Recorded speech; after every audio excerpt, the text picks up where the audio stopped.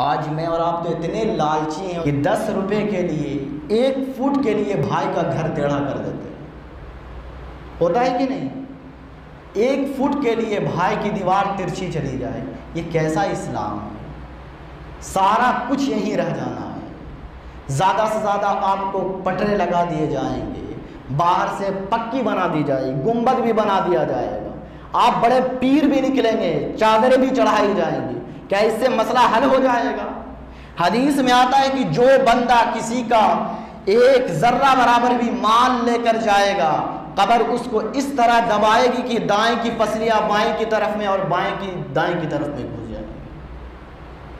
آج کیا غصب کر کے میں اور آپ بیٹھے ہیں، بہن کے مال کو تو اس طرح کھا جاتے ہیں کہ جیسے اس کا کوئی حصہ ہی نہیں ہے، اس کا کوئی حق ہی نہیں ہے۔ اگر کوئی بہن مال مانگنے آ جائے تو بھائی کہتا اب یہ دن بھی دیکھنا تھا کہ تم مال لینے آ گئی۔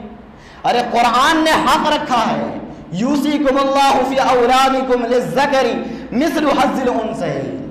جب قرآن نے حق دیا ہے، شریعت نے حق دیا ہے، اور ہندوستان کا کانسٹیٹیوشن نے بھی حق دیا ہے، صرف آپ ہی اس کی اولاد نہیں ہے، بہن بھی اس کی اولاد ہے، بیٹی بھی اس کی اولاد ہے، اسی خون سے پلی بڑی ہے۔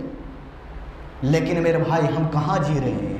تو خدا را اپنے آپ پہ توجہ دیں اور اپنے ایمان کا محاسبہ کریں۔ اگر میں بھی چاہتے ہیں کہ میں اور آپ کے لیے بھی دعا کے لیے ہاتھ اٹھے تو اپنے معاملات کو صاف ستھرا رکھیں۔